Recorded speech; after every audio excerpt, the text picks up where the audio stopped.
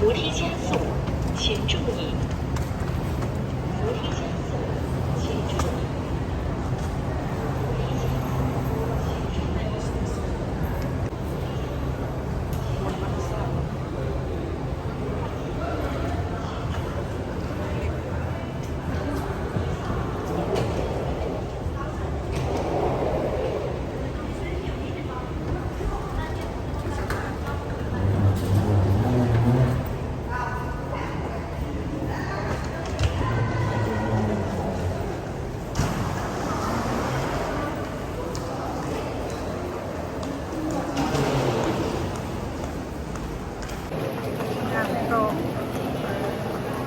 ขึ้นรถไฟแล้วค่ะ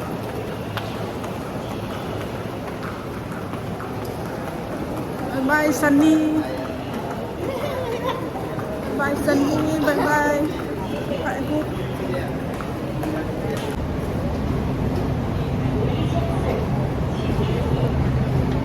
10 นาที10 minutes รถไฟแล้วค่ะไปเข้าไปลูก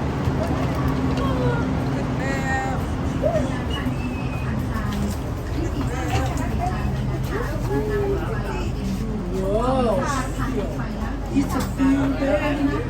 ตามบอลลังในกลิ้งไปพอไปสำนักการน้องกระเต่าและเครื่องที่ตัวของอ่านไว้ในสั้นยิบยื่นเครื่องขันเกินของบอลลังที่บันเทียม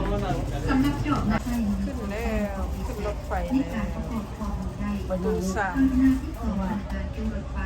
และประกอบของใส่ในแบบของสูตรศาสตร์ DF เพื่อให้ทานสามารถสแกนนะคะเพื่อแจ้งผ่านดานได้ยาวไวของผู้ใจที่การที่นุ่ม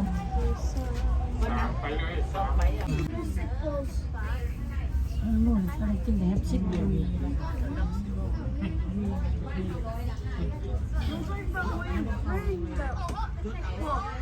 So about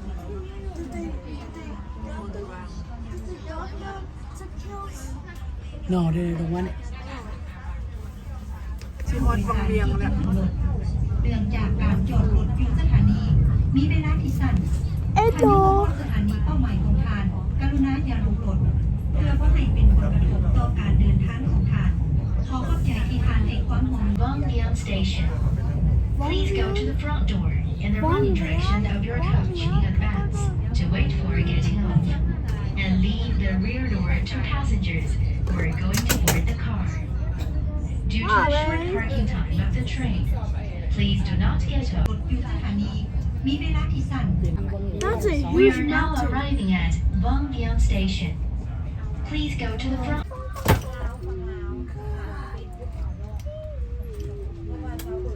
วังเวียง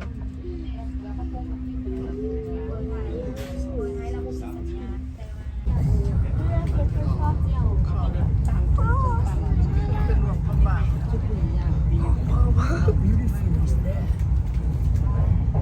那个赛我吃的不是真有看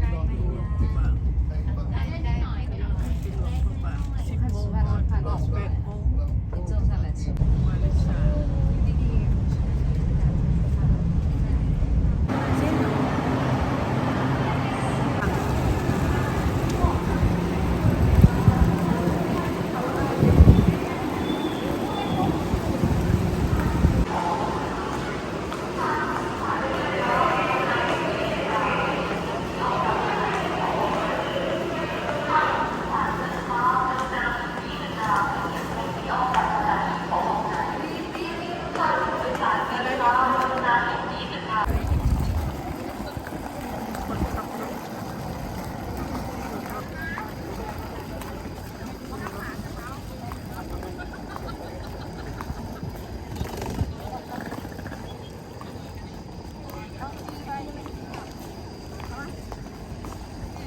อ้าว YouTuber สบายดีป้า YouTuber สบายดี ปัดใส่โอ้เบบี้นั่งข้างหลังกันนี้ เมารถตู้ข้างหลัง เที่ยวเล่นกันไหม หลวงกำลังขี่รถไปโรงแรม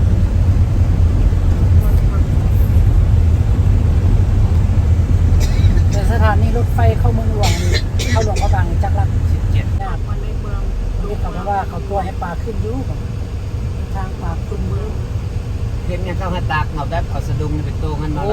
ให้ยกขึ้นมาวัดเสียงทองวัดเก่าวัดแก่วัดเสียงทองเนาะเสียงทองวัดสังฆโลวัดสังฆโลสำคัญกับเสียงทองวัดเสียงวัดสังฆโลก่อนเลยก่อนวัดตรงนี้เลยมาบ้านพัก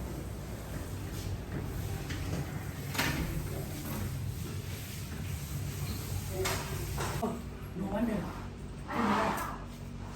Took up the fan, that's it.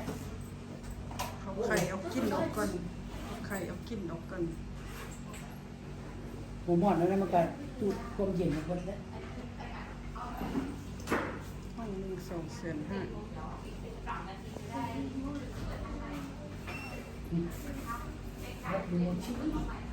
วนสี่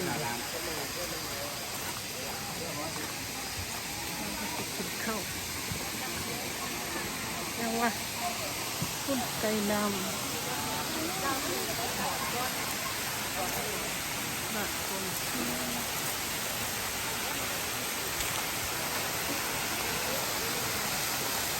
บ่แม่นค่ะคุณตาเอี่ยมเนี